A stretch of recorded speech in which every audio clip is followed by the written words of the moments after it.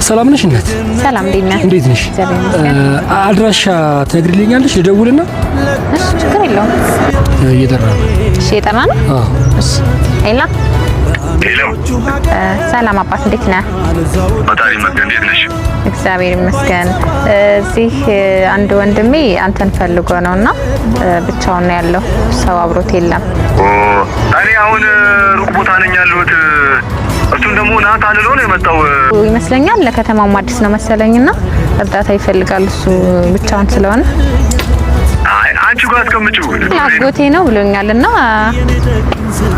እንደዚህ አይደለም። አንቺ ጋር አስቀምጪው። ናት አልለው ነው የመጣው አንቺ ጋር። እሺ እሺ፣ በቃ እሺ እሺ፣ ቻው። ትንሽ የሚያወራው ነገር ደስ አይልምና አጎቴ ነው ያልከኛ? አዎ፣ ምን አለሽ?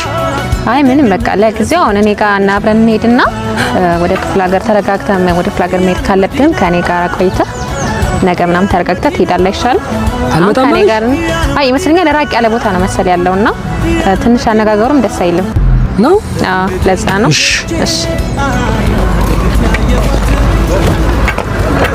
እንዴ እየቀለድክ ነው እንዴ? እየቀለድኩ አይደለም፣ የአንቺን ቅንነት ለማየት ነው። በጣም በጣም ቅንና ሆነሽ እየተቀረጽሽ ነበር በአጋጣሚ። ረስማ አላወኩም።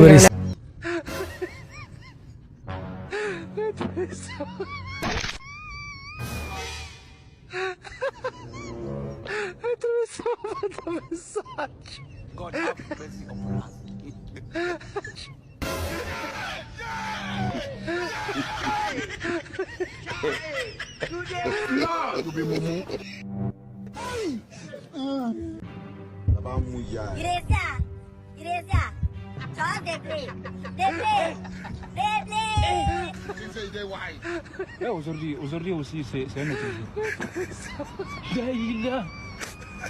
I want problems always. እሺ ተማሪዎች ዛሬም በድጋሚ ፕሬዘንቴሽኑን የሚያቀርብልን ተማሪ አክሊሉ ይሆናል። ነግሬሃለሁ እንደባለፈው እንዳትንበጫበጭ። ምንም አልንበጫበጭም፣ ግን ምንድነው ሁልጊዜ እኔ ነኝ እንደማቀርበው? የቡድን ስራ ነኝ፣ አሳይመንት ነኝ፣ የክፍል ስራ ነኝ። ምንድነው እዚህ ጋር የጋራ ትምህርት አንድ ያዝም። ለምንድነው እኔ ብቻዬን የምጨቆን? ኧረ ጎረምሳው እና ደብድበኛ፣ እሱ ነው የቀረ። እኔን ከባበር ብዬ ነው እንጂ ጉድ ፈላ ዘንድሮ። ምን ልትሆን? ለርዕሰ መምህሩ ነው የምናገረው። እንደዛ ነው እንዴ? እሺ አሁን ታቀርባለህ አታቀርብ? አቀርባለሁ። እሺ ጀምር። እኔ ግን ሁሌ ማንም መሳቂያ ነኝ እንዴ? ኧረ ጉዴ፣ ማንም አይስቅብህም። አቅርብ ብያለሁ። አሁን እንደምን አታፍለው?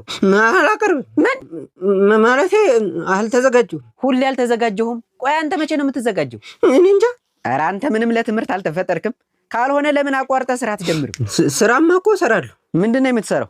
ዲጂታል ጊፍት ምናምን እሰራለሁ። ደግሞ እሱ ምንድነው? ዲጂታል ጊፍት ነው። ያው ሰዎች ለጓደኞቻቸው ምናምን ስጦታ ለመስጠት ሲፈልጉ ሰርፕራይዝ ማድረግ የፈለጉትን ሰው ፎቶዎች ይልኩልኛል።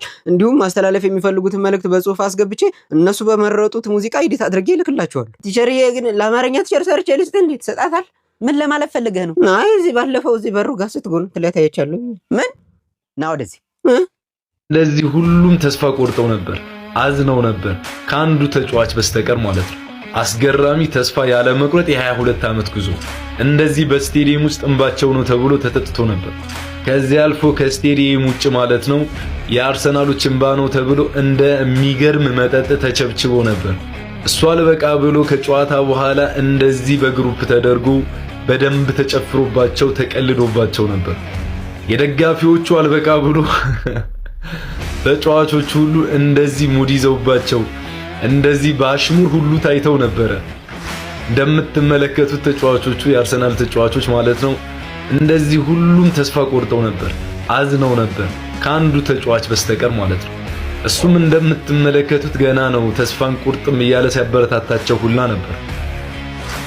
የማይደርስ የለም ጊዜው ደርሶ እንደምትመለከቱት የአርሰናል እንባ ነው የሚለውን ትሬንድ ያስጀመረው እንደዚህ አፉን ከፍቶ እስኪደነግጥ ድረስ እያንዳንዱ እንደዛ ሙድ የያዙባቸው ተጫዋቾች በተቃራኒው እንደነሱ በደንብ ሲያዝኑ ከዚህ አልፎ ኳስ እየጠበጠበ ሞራላቸው ላይ ሊረማመድ የሞከረው ተጫዋች እስኪያለቅስ ድረስ ይሄ ሁሉ አልፎ ከዚህ ሁሉ ትግስት በኋላ እንደምትመለከቱት ማለት ነው ሻምፒዮን ተሆነ። ይሄ ሁሉ ተስፋ ያለ መቁረጥ የሚገርም የጽናት ተምሳሌ ከቡድንም ያለፈ ነው የሚባለው አርሰናል ለዚህ ነው። አሸናፊ ለምትባሉ የአርሰናል ደጋፊዎች እንዲሁም ሀብታሙ ለምትባሉ የአርሰናል ደጋፊዎች በድጋሚ እንኳን ደስ ያላችሁ።